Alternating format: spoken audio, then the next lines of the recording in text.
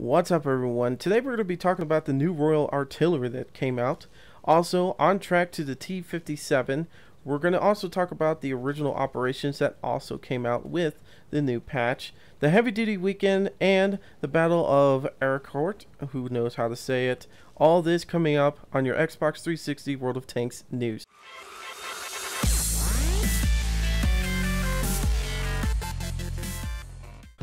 What's up, everyone? WizardKen here, and today we're going to be doing your news actually on the Xbox 360. The reason why is because I want to be able to show off some of the things that were included with this new update, so I thought I would do it this way. First off, with this new patch, we got a couple of new tanks, not just the Royal Artillery, but also some German tanks that we're going to look at. So, also, we're going to be talking about the T-57 and the on track, which usually, as you guys know, is pretty much, you know, a decrease in the amount of money you have to spend to actually buy the next tank in that line. The original operations, which is pretty awesome to see, and so on and so on. So anyways, let's start with the Royal Artillery. So, in this new patch, they decided to bring out the British Artillery, which is pretty awesome. Me personally, I have not played with the British Artillery on the PC or on the Xbox 360. I've heard they're pretty decent, and they can be pretty nasty. So we'll take a look at those in a couple seconds. Also, I would like to, you know, talk about the German line too, the new mediums, the Leopard line, which is actually not a bad line to go down. There are some kind of crappy things about, you know, some of the German lines. That one does have some crappy things, but not a terrible line to go down. So let's go ahead and look at some of those British tanks. Alrighty guys, so we're going to look at the British and German tanks. So as you can see, it goes everything from tier 2 all the way up to tier 10. Now there is a actual premium tank. I'm not sure how great this one is. Like I said, I've never messed with these British artillery, but you know what, they have a premium tank. It's probably got to be pretty decent. It's probably going to reload really quickly and stuff like that. Let's check that out.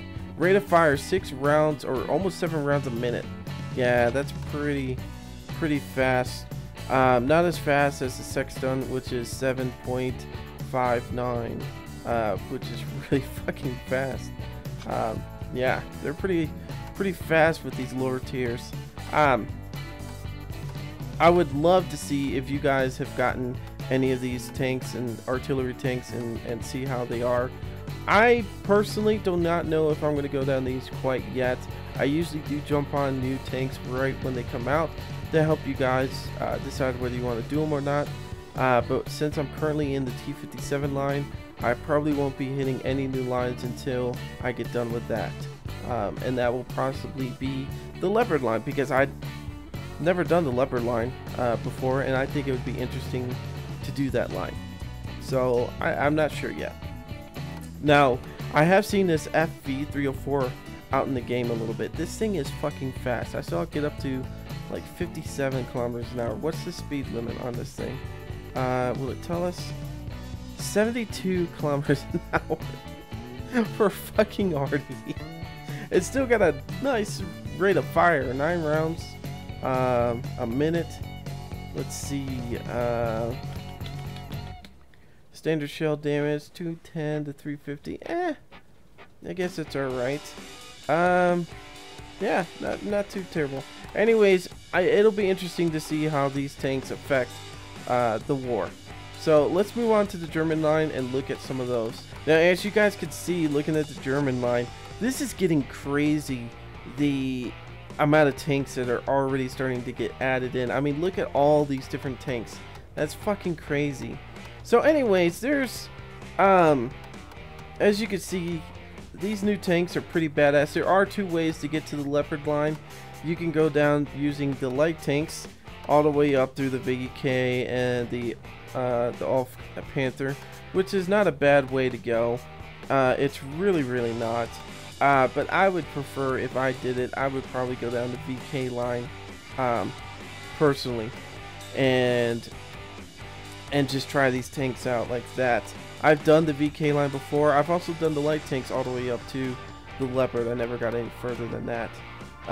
Apparently the VK-28 is supposed to be pretty badass, but I'm not sure on that.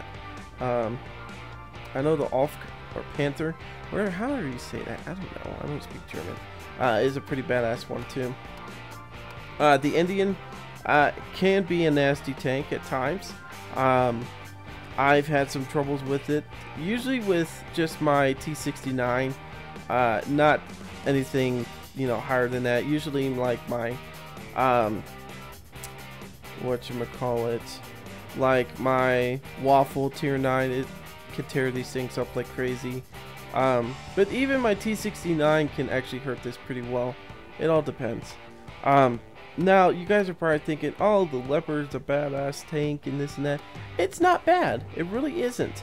I would just have to say though that you have to watch out for this tank a little bit, because right now you could look at this thing. It says the whole armor is 70 and the turret armor is 52.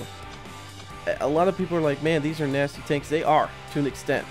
I mean, look at the damage. You could do 480 max damage with this thing, it looks like, and 335 pen as the max pen. That's really fucking awesome. And the rate of fire is 6 rounds a minute. Pretty badass. But the thing is, that armor is fucking shit, and I've torn one of these things up with my IS-7 like easy as pie. I mean, I kept shooting it in the turret. It didn't matter where I shot it. It fucking went down. So, but it would still be fun to go down this line and fucking have the Leopard 1. I've never had it. It seems like a pretty awesome tank.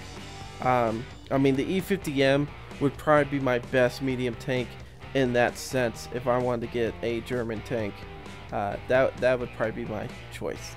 Anyways, let's get back to the news. So we're on track to the T57, which is pretty awesome since we are going down the T57. So the nice thing is the discount in silver and stuff like that. Too bad they don't sit there and say, hey, you'll get a discount in fucking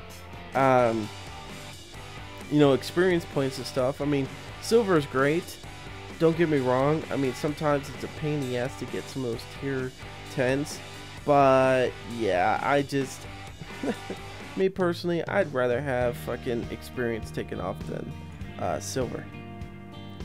Moving down to original operations. Now, this is another thing that they added to the game with this new patch. The original operations is kind of like on the PC version, they had missions that you could complete each day, objectives that you could complete each day, like 25,000 hit points, which is one of the ones here, damage, in a day, using certain tanks. There was, you know, spotting a certain amount of tanks and stuff like that. This is really awesome. Now, I would stay on this page, but why not go to the actual ops page and check it out that way? Now, as you can see, this is the ops page. You can have 3 activated at a time, okay? Now, I believe you can, yeah, you could deselect them just like that very easily. And you can change them up as you want them, like depending on what tanks you do during the day. Now, there are some benefits of doing this. You can gain experience points, you can get ×2 experience points, you can get silver like the one I have here. I've seen sometimes missions actually allow you to get gold, but they're usually extreme, like you have to play every single fucking day and do about 100,000 damage or something like that in a week, or not a week, but like in a couple of days and stuff like that. There's been some ridiculous ones I've seen on the PC, so I hope it doesn't get like that. But anyways, let's talk about this. Like I said, you can only have 3 active at a time, and as you can see where it says damage dealer, not where it says damage dealer in 11 days, right in the middle of the screen where it says damage dealer, and then you see the completed 2/5. That's the max amount you can actually do with this ops that they gave me. So it doesn't matter how many times I can finish this all in one day if I wanted to. As soon as I hit 5 out of 5, it doesn't reset the next day. It actually, that's it. That's all I can do until the 11 days are done, or how many days that they set as the operations. So you could focus on one the entire time. You don't have to focus on multiple ones. You have a certain amount of days to finish all this, so that's why I'm just focusing on the one, and then I'll focus on something else. Now, yes, I could be doing like the scout stuff and this and that, but that would make me have to play my T71 a lot more than I want to. I want to stay on the T69 as much as possible and get to the next tank.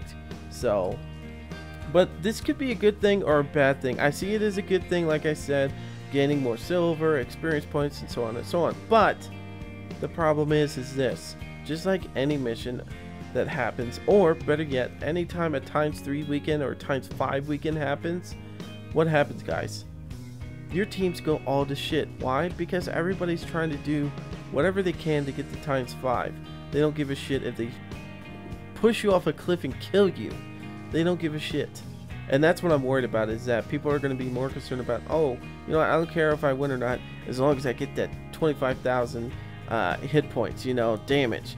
And they don't want to play smart. They don't want to go out there like small tanks and light people up. The light tanks actually want to just go and shoot people real quick, or they want to go out and light people up and then die real quick and just get the points for lighting so many people up, kind of thing. They don't want to sit there and try to live as long as they can. So that's one of my, you know, main concerns of this. So, but this is the operations. It's pretty badass. I like it a lot. Alrighty, guys. So the heavy duty weekend. Now I'll just read the thing. This weekend the heavy tanks are out in full force. Blah blah blah. So basically, yeah, I didn't finish reading it because it's too much to fucking read. Alright, regular heavy tanks from tier 2 to tier 5 is 50% silver discount. Kind of like on track to the T57, you get discounts. Regular heavy tanks tier 4 to tier 7, or tier 4, tier 6 to tier 7, you get a 30% silver discount. Alright, so operations. Scout earn the Scout Award. Limited to 5 times per day, reward 15,000 silver. Pretty cool. Play one, get one. Play one battle, limit 1 per day, reward 1 day of premium. Yeah, not sure on that one, but that starts the September 26th through the September 28th, so that's coming up very, very soon. Like I said, the play one battle is great because you get 1 day of premium, which is pretty cool for you guys that don't get premium time. I'm really glad Wargaming does this, and it has been doing it a lot more. I've seen it quite often now. I think this is like the 2nd time or 3rd time that they said, hey, just play during the day once and you get free premium time, which is pretty badass. Alright, and the last thing is the Battle of the BS that I can't say or pronounce properly. This is basically your shop bundles, so we might as well go to the store and look at these. Alrighty, guys, so here we are on the specials for this week in the store.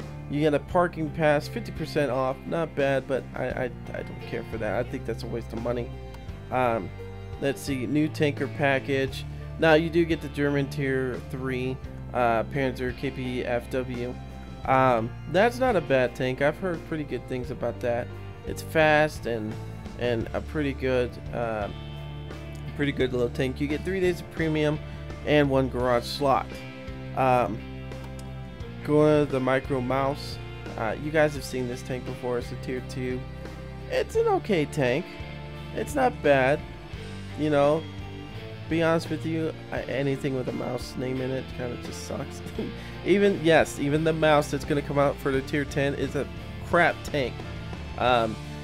You don't get to decide what barrel you get. I mean, it's not like the E100 where you get a choice of 2. You know, the 12-8 or the 15. This one just comes with the 15, the tier 10 does, and it sucks because you sit there and this thing has no siding on the side. I mean, like slanted sides. It's straight up and down sides. It's easy to pen on the side. Yeah, it's a crap tank. Moving along, another German bundle is the German tier 5 T25 medium tank, which is pretty cool. You get 7 days of premium, 100% crew, 1 garage slot. The US bundle is the tier 5 Ram 2 medium. The Ram 2 medium is actually, if I was going to get anything, that would be the tank if I did the special, because the Ram 2 is actually a really nice medium tank for its tier. You get 1 garage slot and 7 days of premium, and of course the Weekend Warrior, which is usually always here. 10 small first aid kits, 10 manual fire extinguishers, 10 small repair kits, and 3 days of premium. Alrighty guys, so we're in the garage, and now there's some new things that I can't show you because they're actually in the game. Like there's some new, you know, round drops in certain tanks. You can hear them clinking on the floor and stuff like that. You can, you've got new, like, new, what do you call those? Not emotions, but activation things that you could tell your platoon what you're doing or your team what you're doing. But inside of here, as you can see, the ops is a new button that's up. The way they've colored the tanks, like which one you've selected, is now orange instead of yellow all the time, which kind of fucks me over when I'm going through, because I'm like, if I'm sitting in my T69, if I don't pay attention to the tank that actually came up, because sometimes I hate waiting for it to load, I'll just hit A. I'll think I'm on the Freedom tank accidentally, and then I'll move over left or right and be like, and grab the T110 accidentally. So that kind of fucks me over in that sense. Like I said, it's just a couple of things that they've added to like flare it up. That's it, nothing special. Now, as you can see, now when you go into your options, you can get, you know, the packages, the crew and consumables, equipment, customization, and the sell button. It's a lot better. I think this is a better design because, one, it's easier to see. I've known to have gone almost to the sell button before when I wanted to customize something and almost sell my tank because I wasn't paying attention because the wording was so small. But it's a neat little setup that they did here. Packages, of course, look the same except that they're orange on the outside. The crew, you know what? I haven't upgraded the crew yet, so I don't know if this has changed at all. Nah, it's still the same. Get out of there.